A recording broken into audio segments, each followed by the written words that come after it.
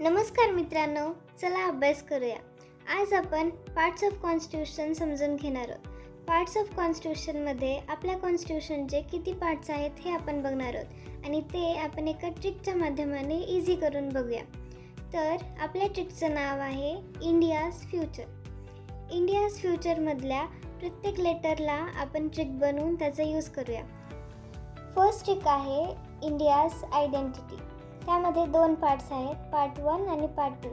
Part 1मध्ये union territories आणि part 2मध्ये citizenship आहे.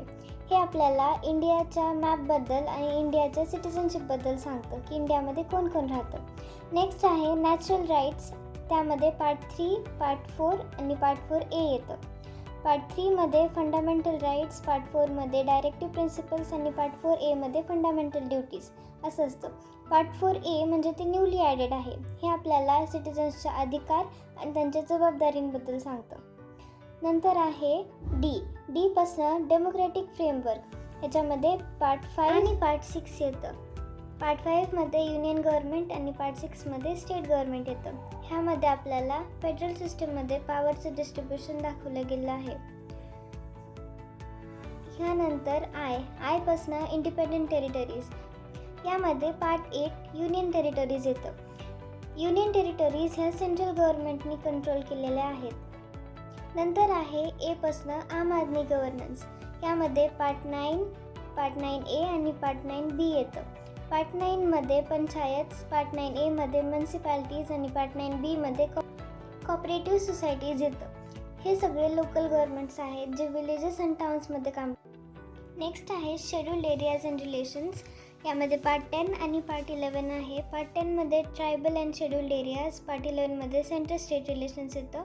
यामध्ये ट्रायबल डेव्हलपमेंट्सवर फोकस असतो आणि सेंटर आणि स्टेट्समधल्या पॉवर शेअरवर बोललं गेलं आहे. नंतर आहे एफ पासून फायनान्स. त्यामध्ये पार्ट 12 आहे. त्यामध्ये financial matters like taxes, budgets आणि फंड्स याबद्दल बोललं गेलं आहे.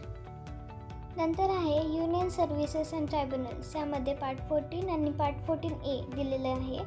पार्ट 14मध्ये पब्लिक सर्व्हिसेस आणि पार्ट 14A ट्रायब्युनल्स म्हणजे स्पेशल कोर्ट्स.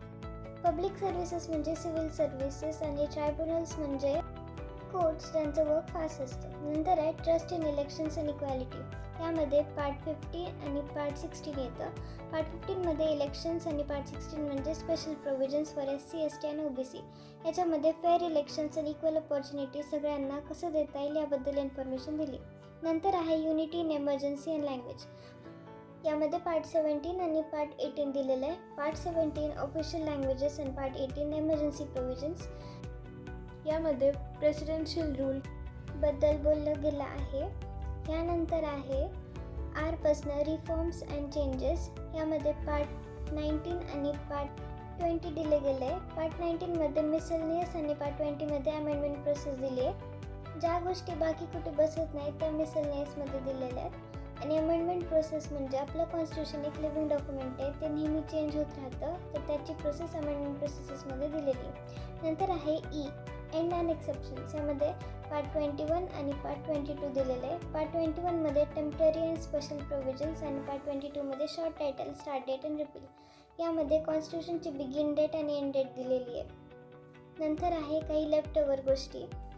आपण नोटीस केलंच असेल, पार्ट 6 रिपील झालेला आहे, म्हणजे तो कॅन्सल झालेला आहे आपल्या कॉन्स्टिट्यूशनमधनं. नंतर आहे पार्ट 13. पार्ट 13मध्ये ट्रेड आणि कॉमर्स आहे. पार्ट 12 फायनान्स होता, तर पार्ट 13 ट्रेड आहे. फायनान्स असेल तरच ट्रेड होतो, तर आपण हे असं लक्षात ठेवू शकतो. ट्रिक खराब झाली असती म्हणून त्यामध्ये मी ते ॲड नाही केलं. Thank you for watching.